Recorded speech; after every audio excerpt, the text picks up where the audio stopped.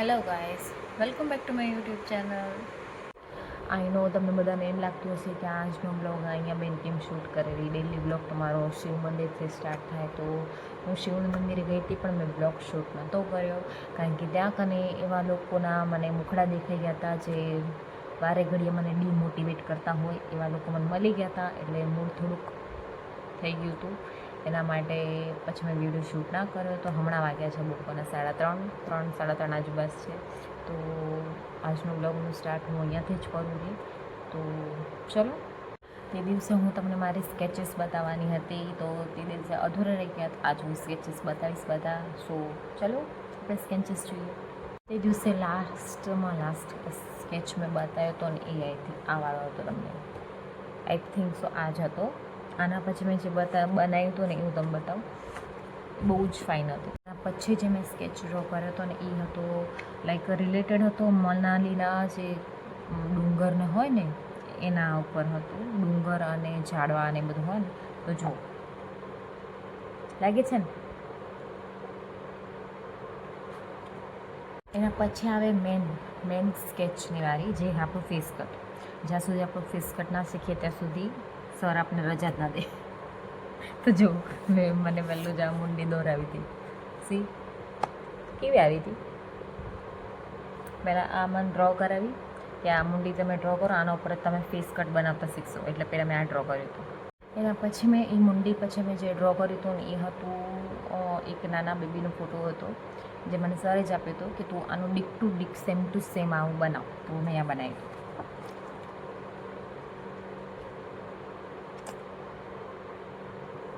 એ બેબીનો photo થઈ ગયો. પછી એક મેં છોકરીનો સ્કેચ બનાવ્યો હતો. તો જો એક સ્કૂલ જતી છોકરી હોય ને એના રેબિનને આવું બધું પોની ટેલ બનાવેલું હોય અને રેબિન આવું બનાવ્યું હતું. તો કેવું છે ને ગાઈઝ એ પ્લીઝ તમે કોમેન્ટ્સમાં કહેજો મને. હવે જે હું સ્કેચ બતાવીશ ને એ મેં પિન્ટરેસ્ટમાં જોયું હતું. ને પિન્ટરેસ્ટમાં જોઈને પછી મને એવું થયું કે હું ટ્રાય તો કરું. તો મેં પ્રિન્ટ કઢાવ્યું એનું બારે. તો પછી પ્રિન્ટ કરીને એમાં સ્ક્વેર બનાવી દીધા ને પછી મેં ડ્રો કરવાની કોશિશ કરી. તો મને લિટરલી મને ટ્રસ્ટ નહોતો, મારા ખુદ ઉપર વિશ્વાસ નહોતો કે આટલું સરસ બનાવીશ. કેવી છે આ વાળી, મને આ બહુ ગમે છે. અગર તમને ગમી હોય તો કમેન્ટ બોક્સમાં જણાવજો. પછી હું બહુ કંટાળી ગઈ હતી તો મને કાંઈક બનાવવાની ઈચ્છા નહોતી થતી. તો બી સરે એવું કીધું હતું કે તમે કાંઈક બી ડ્રો કરો. ભાઈ ટ્યુશનમાં આવ્યા છો, ક્લાસ જોઈન કરી છે તો કંઈક ને કંઈક તો ડ્રો કરવું જ પડશે. તો બતાવું હું શું બનાવ્યું હતું એમ, મેં શું બનાવ્યું હતું, શું ડ્રો કર્યું. કમેન્ટમાં કહેજો કેવું હતું એ. જો આ મેં બનાવ્યું હતું અને આ જોઈને ઘણા બધા લોકો કીધું શું બનાવ્યું. બાબુ બનાવ્યું જેને મૂછો આવી ગઈ. સી આ પાર્ટ આખો ડાર્ક થઈ ગયો. આના પછી મારું સૌથી લાસ્ટ સ્કેચ જે હતું આ ચોપડીમાં, એટલે આ બુકમાં લાસ્ટ હતું. આના પછી મેં મોટા મોટા પેઇન્ટિંગ્સ ને સ્કેચીસ બનાવ્યા છે. તો જો આ હતું લાસ્ટમાં. મને તો બહુ ગમ્યું. હમણાં જે મેં તમને બતાવ્યું ને બધા મારા સ્કેચીસ હતા. એ સ્કેચીસ મેં બનાવ્યા હતા બહુ ટાઈમ પહેલાં. તો હવે હું મોટા મોટા પોર્ટ્રેટ બનાવું છું અને એ પણ હું તમને બતાવીશ. અને તમે મને કહેજો કે કેવું હતું. આના પહેલાં મારી ઇન્સ્ટાગ્રામ આઈડી અને એ બધું પ્રાઇવેટ હતું. પછી મેં પબ્લિક કરી દીધું. તો પબ્લિક કરાવતા પહેલાં મેં પહેલું કામ કર્યું હતું, 1 કલાક માઇન્ડ શાંત રાખીને મેં શું કામ કર્યું હતું એ હું તમને કહું.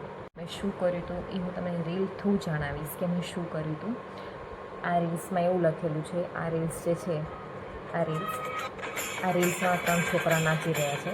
આ રીલ્સમાં લખેલું એવું છે કે रिश्तेदारों को ब्लॉक कर दिया क्योंकि पोस्ट यहाँ देखते हैं और कमेंट घर जाके करते हैं. કમેન્ટ ઘરે જઈને કરે એનો મતલબ તો તમે સમજી શકો છો. એટલે મેં મારા રિલેટિવ્સને બધાને ઇન્સ્ટામાંથી બ્લોક કરી દીધા.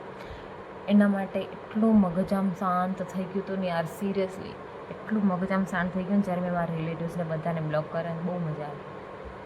રિલેટિવ્સ કોઈના ખરાબ નથી હોતા, નથી તમારા કે નથી મારા, પણ એ એકચ્યુઅલીમાં એ જેલેસ ફીલ કરે કે જ્યારે કોઈક છોકરો કે છોકરી નવું સ્ટાર્ટઅપ જ્યારે કરતું હોય, બિઝનેસ હોય કે પછી ફોનમાં કંઈક બી કરતું હોય. જેમ કે મેં સ્ટાર્ટ કર્યું છે યુટ્યુબ. યુટ્યુબે મારો 7મો દિવસ છે. તો આ મારા ડેલી બ્લોગ્સથી જોવે છે મારા આઈ નો, પણ એ લાઇક્સ નથી કરતા, નથી શેર કરતા, અને કમેન્ટ તો દૂરની વાત રહી ગઈ. શું તમને એક અમારી રીલ્સ બતાવું, એ તમે જોજો. भुवन भाई ने ना एक बात कही थी, अभी समझ नहीं आएगा, लेकिन 5 साल बाद जब आप मुड़ के देखेंगे तब ये नहीं आना चाहिए मन में, अरे यार काश मैं ये कर. उनकी इस बात की वजह से मैं आज तक रुका नहीं. मेरे मन में जो आया मैंने किया और मैं कर रहा हूँ, क्योंकि मैं ये नहीं चाहता कि आज से कुछ सालों बाद मेरे मन में ये आए. वो काश वाली जो फीलिंग है ना, वो बहुत बुरी फीलिंग है. इसलिए तुम्हारे मन में जो भी है वो करो, या तो सक्सेस मिलेगी या तो लेस. એટલે કાશવાળું ફીલ મને નથી કરવું કે કાશ યાર, જે હમણાં મેં તમને રીલ્સ બતાવી, એ કાશ એ રિગ્રેટ મને ફીલ કરવો જ નથી. એટલે મેં આજ hello guys, welcome back to my YouTube channel. રસ્તો મેં ચૂન્યો છે, તો પ્લીઝ ગાઈઝ સપોર્ટ કરજો.